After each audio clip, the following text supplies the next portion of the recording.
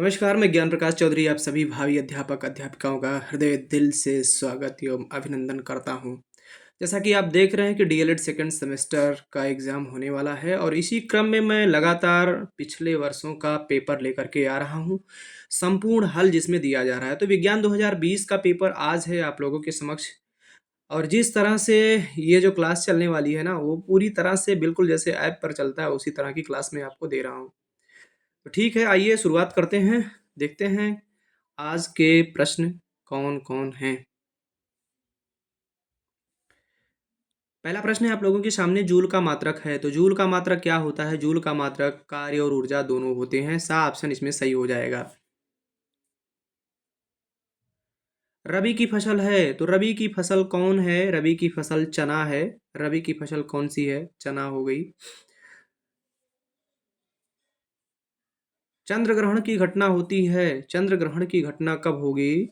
पूर्णिमा के दिन होगी। पूर्णिमा के दिन चंद्र ग्रहण की घटना होती है।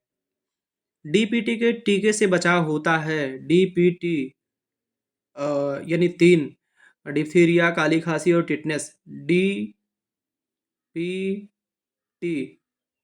ठीक है, यानी तीनों का होगा। इसमें द ऑप्शन सही होगा। डिप्थीरिया, काली खांसी और टिटनेस तीनों से बचाव के लिए डीपीटी का टीका लगाया जाता है। CaSO4 में Ca की संयोजकता कितनी है? तो इसकी संयोजकता 2 होगी +2। बा इसमें सही हो जाएगा, +2 इसकी संयोजकता होगी। आइए अब देखते हैं कुछ और प्रश्न। ये प्रश्न है अति लघु उत्तरीय। नाभिकीय ऊर्जा किसे कहते हैं? इसका उपयोग क्या है? तो नाभिकीय ऊर्जा के उपयोग को बताना है और किसे कहते हैं, ये आपको लिखना है। तो इस तरह से आप लिख सकते हैं कि नियंत्रित नाभिकीय अभिक्रियाओं के फलस्वरूप प्राप्त ऊर्जा नाभिकीय ऊर्जा या परमाणु ऊर्जा कहलाती है। तो इस तरह ये जो है नाभिकीय ऊर्जा का ये देखें आप, नाभिकीय ऊर्जा की परिभाषा ये हो गई कि नियंत्रित नाभिकीय अभिक्रियाओं के परिणाम स्वरूप प्राप्त ऊर्जा नाभिकीय ऊर्जा या परमाणु ऊर्जा कहलाती है। अब इसका उपयोग लिख लेना है। देखिए प्रश्न आपको देखने में एक लग रहा है, तो पहले तो आपने लिखा नाभिकीय ऊर्जा किसे कहते हैं, इसको लिख दिया। फिर इसका उपयोग आप लिख रहे हैं, यानी दो प्रश्न, एक ही प्रश्न में दो प्रश्न हो गए। तो इसका उपयोग क्या है? नाभिकीय ऊर्जा का उपयोग बिजली उत्पादन, चिकित्सा, कृषि और वैज्ञानिक अध्ययन जैसे कई कामों में किया जाता है। प्रथम वर्ग के उत्तोलक को उदाहरण सहित परिभाषित कीजिए। तो प्रथम श्रेणी के उत्तोलक में भार और लगाए गए बल के बीच आलंब होता है। आलंब कहाँ होता है? उत्तोलक आपने पढ़ा भी होगा, हो सकता है नहीं पढ़े तो मैं बता दे रहा हूँ कि उत्तोलक में ये तीनों चीजें जो है, तो इसमें ये कहा गया कि जो प्रथम श्रेणी के उत्तोलक होते हैं उसमें आलंब जो है भार और बल के बीच में होता है, यानी आलंब जो है यहाँ बीच में रहेगा। ठीक है, आलंब बीच में रहता है। तो कुछ उदाहरण है, उदाहरण से ही परिभाषित करना है। तो उदाहरण क्या क्या है? उदाहरण है कैंची हो गया, पिलास हो गया, कील उखाड़ने की मशीन हो गई है, साइकिल का पहिया हो गया। ये सब प्रथम वर्ग के उत्तोलक के अंतर्गत आते हैं। जल में घुलनशील और वसा में घुलनशील विटामिन के दो दो उदाहरण लिखिए। तो दो दो उदाहरण लिखना है। तो जल में घुलनशील जो विटामिन है, जो जल में घुलनशील विटामिन है वह हो गया विटामिन सी और विटामिन बी। दो विटामिन हैं, कौन कौन से? जो जल में घुलनशील हैं वो हैं बी और सी। वसा में कौन कौन से हैं? विटामिन ए, डी, ई और के। ए, डी, ई, के, ये वसा में घुलनशील विटामिन है। जल प्रदूषण के मुख्य कारण लिखिए। जल प्रदूषण के जो प्रमुख कारण हैं वो क्या हो सकते हैं? तो ये निम्नलिखित कारण है: औद्योगिक कचरा, उद्योगों से निकलने वाला कचरा, कृषि में इस्तेमाल होने वाले रसायन और तेलों का रिसाव, वनों की कटाई, वनों की अत्यधिक कटाई हो रही है जिसके कारण से भी जल प्रदूषण हो रहा है, ग्लोबल वार्मिंग, अम्लीय वर्षा, ये सारे कारण जो हैं उत्तरदायी हैं जल प्रदूषण के लिए। वसा को कितने समूहों में बांटा गया है? तो वसा को मुख्य रूप से 3 समूहों में बांटा गया है। वो कौन-कौन से समूह हैं? पहला है संतृप्त वसा, दूसरा है एकल असंतृप्त वसा और तीसरा है बहुअसंतृप्त वसा।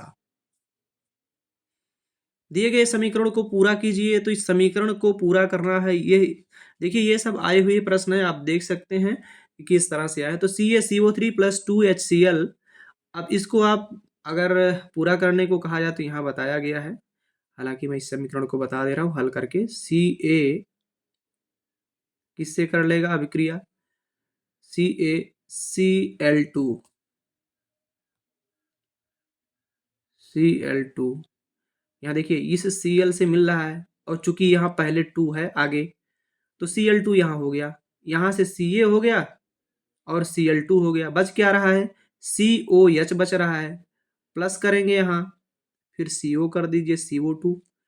CO2 माने कार्बन डाइऑक्साइड हो गया ना CO2। फिर प्लस करके क्या करेंगे? प्लस क्या बच रहा है अब? H2O, जल H2O हो गया ना। बैलेंस बैलेंस हो गया। ऑक्सीजन कितना है? 3 है। यहाँ भी ऑक्सीजन देखिए, ऑक्सीजन 3 है, O3 हो गया। यहाँ भी ऑक्सीजन, यहाँ 1 हो गया और यहाँ 2 है, 3 हो गया। Ca यहाँ अकेला है, यहाँ भी Ca हो गया। Cl2 यहाँ Cl2 है और 2 हाइड्रोजन है, यहाँ भी 2 हाइड्रोजन हो गया। बैलेंस हो गया ना। चलिए अगले प्रश्न की तरफ बढ़ते हैं। मनुष्य के श्वसन तंत्र का नामांकित चित्र बनाइए। नाम सहित आपको चित्र बनाना है, ठीक है। तो चित्र बनाना है, हालांकि थोड़ा सा जान भी लेते हैं श्वसन तंत्र के क्या कार्य होते हैं। तो श्वसन तंत्र के जरिए ऑक्सीजन और कार्बन डाइऑक्साइड का आदान प्रदान होता है। श्वसन तंत्र शरीर की सभी कोशिकाओं को काम करने के लिए ऑक्सीजन देता है। O2 पहुंचाता है, सभी के पास ऑक्सीजन ये पहुंचाता है। श्वसन तंत्र शरीर से कार्बन डाइऑक्साइड जैसे अपशिष्ट गैस को बाहर निकालता है। श्वसन तंत्र स्वचालित रूप से काम करता है। ये इसका फिगर बना हुआ है, तो फिगर आप देख सकते हैं श्वसन तंत्र का फिगर। ये देखिए थोड़ा सा ये दिखाया गया। ये नासिका है, सबसे पहले नाक, नासिका हो गया और फिर मुख, कंठ ये दिखाया गया। फिर यहाँ से आप देख सकते हैं ये नली है, श्वास नली। श्वास नली, यहीं से सांस अंदर जा रही है कहाँ? दाई श्वसनी में चली जा रही है। फिर यहाँ से ये बाई श्वसनी है, यहाँ जा रही है तो फेफड़ों में पहुँच रही है ना। ये फेफड़ों में देखिए हवाएं पहुँच रही हैं, ये दिखाया गया, ये देख लेंगे, ये हवाएं पहुँच रही हैं, ठीक है। तो इस तरह से श्वसन तंत्र कार्य करता है। इसका चित्र इस तरह से बनेगा। आप वीडियो को रोक करके चित्र बना सकते हैं, एक दो बार रिवीजन कर लीजिए। भौतिक तथा रासायनिक परिवर्तन में क्या अंतर है? उदाहरण सहित स्पष्ट कीजिए। तो भौतिक परिवर्तन क्या होते हैं, रासायनिक परिवर्तन क्या होते हैं, उदाहरण के साथ आपको स्पष्ट करना है। तो भौतिक परिवर्तन में पदार्थ के संगठन में कोई परिवर्तन नहीं होता है, कोई परिवर्तन नहीं होगा। जैसे जैसे जल बर्फ या भाप में बदलना, विद्युत बल्ब का चमकना।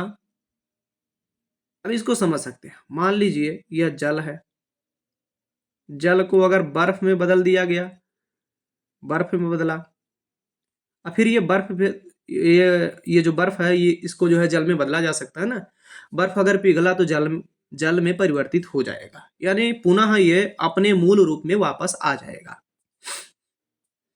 जबकि रासायनिक परिवर्तन में पदार्थ के संगठन में परिवर्तन होता है, जैसे ईंधन का जलना, लोहे का जंग लगना। अब मान लीजिए अगर लकड़ी है, लकड़ी जल गई, एक बार लकड़ी जल गई तो राख और धुएं और ऊष्मा में परिवर्तित हो जाएगा। तो क्या अगर इन सबको इकट्ठा किया जाए तो फिर वो लकड़ी बन सकती है? नहीं बन सकती। भौतिक परिवर्तन में नया पदार्थ उत्पन्न नहीं होता है, केवल पदार्थ के भौतिक गुणों में परिवर्तन होता है। लेकिन रासायनिक परिवर्तन में नया पदार्थ बनता है और पदार्थ के रासायनिक गुणों में परिवर्तन होता है। जैसे दूध का दही बनना, दूध जो है दही के रूप में बदल गया, ठीक है। अब दूध दही के रूप में बदल गया, लेकिन दही को फिर से दूध के रूप में लाया जा सकता है क्या? नहीं लाया जा सकता। तो यह जो हुआ, यह रासायनिक परिवर्तन है। दूध का दही में बनना रासायनिक परिवर्तन है, जबकि जल का बर्फ में बनना, बर्फ में परिवर्तन, यह जो है भौतिक परिवर्तन है। मेरे हिसाब से आप समझ गए होंगे। मृदा प्रदूषण के स्रोत एवं प्रभाव लिखिए।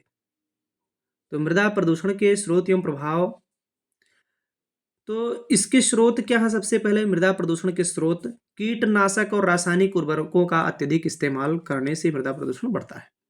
औद्योगिक अपशिष्ट, खतरनाक अपशिष्टों का अनुचित निपटान, वनों की कटाई, खनन गतिविधियां, तेल रिसाव, अम्लीय वर्षा और रेडियोधर्मी कचरा, ये सारे स्रोत हैं, मृदा प्रदूषण के सभी स्रोत हैं।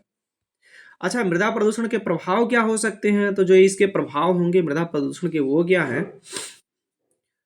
मिट्टी में मौजूद पोषक तत्वों का संतुलन बिगड़ जाता है। मृदा प्रदूषण से मिट्टी की उर्वरता कम हो जाती है। मृदा प्रदूषण से मिट्टी में मौजूद विषाक्त पदार्थ पौधों और जानवरों में पहुंचते हैं। मृदा प्रदूषण से मिट्टी में मौजूद विषाक्त पदार्थ भूजल और सतही जल में मिलकर जल प्रदूषण का कारण बनते हैं। मृदा प्रदूषण से मिट्टी में मौजूद विषाक्त पदार्थों के संपर्क में आने से मानव स्वास्थ्य को कई तरह के नुकसान होते हैं। मृदा प्रदूषण से मिट्टी में मौजूद विषाक्त पदार्थों के संपर्क में आने से खाद्य सुरक्षा पर असर पड़ता है। तो ये सारे हैं मृदा प्रदूषण के स्रोत और इनके प्रभाव। उत्तोलक क्या है? इसके उदाहरण, इसके प्रकार उदाहरण सहित समझाइए। उत्तोलक को जान लेते हैं, उत्तोलक क्या होते हैं। तो उत्तोलक जो है वह एक सरल मशीन है। क्या है? सरल मशीन है जिसका इस्तेमाल किसी भारी वस्तु को उठाने के लिए किया जाता है या बल आघूर्ण के सिद्धांत पर काम करता है। उत्तोलक तीन प्रकार के होते हैं। प्रथम श्रेणी का उत्तोलक, द्वितीय श्रेणी का उत्तोलक और तृतीय श्रेणी का उत्तोलक, तीन तरह के होते हैं। जिस उत्तोलक में आलंब भार और आयास के बीच होता है उसे प्रथम श्रेणी का उत्तोलक कहते हैं। उदाहरण के रूप में आप उदाहरण जरूर याद रखिएगा। उदाहरण ही पूछता है कि कैंची, पिलास, कील उखाड़ने की मशीन, है ना, यह किस श्रेणी के हैं? प्रथम श्रेणी के हैं। द्वितीय श्रेणी के, जिस उत्तोलक में भार आलंब आयास के बीच में होता है उसे द्वितीय श्रेणी के उत्तोलक कहते हैं। उदाहरण कूड़ा उठाने की गाड़ी, नींबू निचोड़ने की मशीन, ठेला, बोतल खोलने वाला ओपनर, नट क्रैकर, ये सब द्वितीय श्रेणी के हो गए।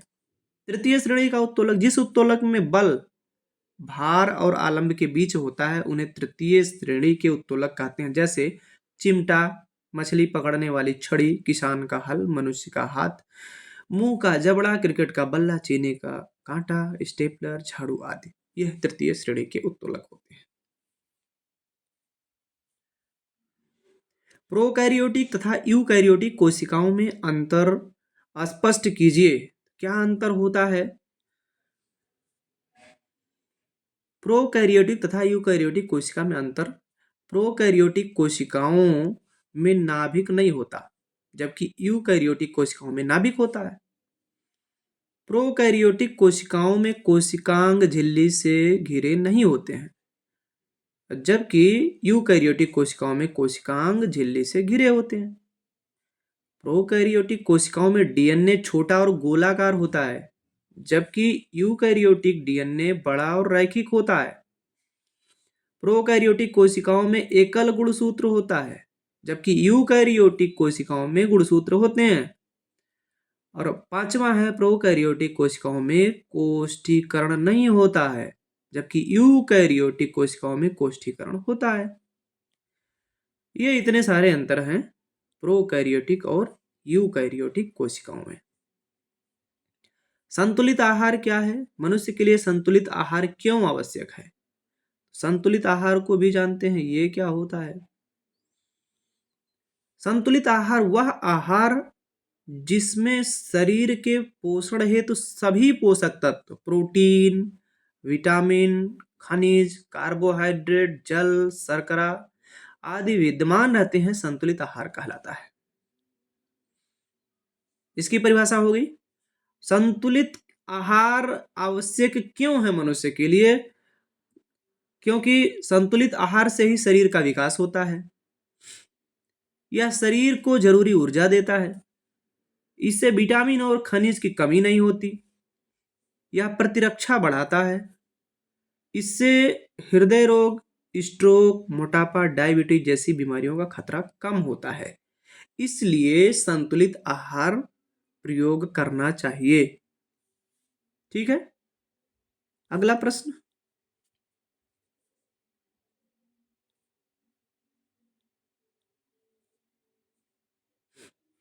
निम्नलिखित के सूत्र एवं एक एक उपयोग लिखिए। विरंजक चूर्ण, तो विरंजक चूर्ण का जो सूत्र है CaOCl2, ये है इसका सूत्र। उपयोग क्या है? पानी को साफ करने में यह प्रयोग किया जाता है। वस्त्र उद्योग में कपड़ों को सफेद करने के लिए विरंजक चूर्ण का प्रयोग किया जाता है। दूसरा है बेकिंग सोडा का सूत्र NaHCO3, यह इसका सूत्र हो गया। उपयोग क्या होता है? बेकिंग सोडा से दांतों का पीलापन साफ होता है। ये देखिए, दांतों का पीलापन, अगर दांत किसी के पीले पड़ गए हैं तो बेकिंग सोडा से उसको साफ किया जा सकता है। दूसरा उपयोग है बेकिंग सोडा से दाग धब्बे हटाए जा सकते हैं। तीसरा है धावन सोडा का सूत्र, तो Na2CO3 इंटू 10H2O, ये इसका फार्मूला है, इसका सूत्र है। इसका उपयोग क्या है? वॉशिंग पाउडर बनाने में धामन सोडा का प्रयोग किया जाता है। पानी की अस्थाई कठोरता को दूर करने के लिए धामन सोडा का प्रयोग किया जाता है। तो ये थे आज के बहुत ही महत्वपूर्ण प्रश्न, जो कि फटाफट के अंदाज में सिर्फ जो है मैंने इसको 16 मिनट में खत्म कर दिया है। मिलते हैं नेक्स्ट वीडियो में।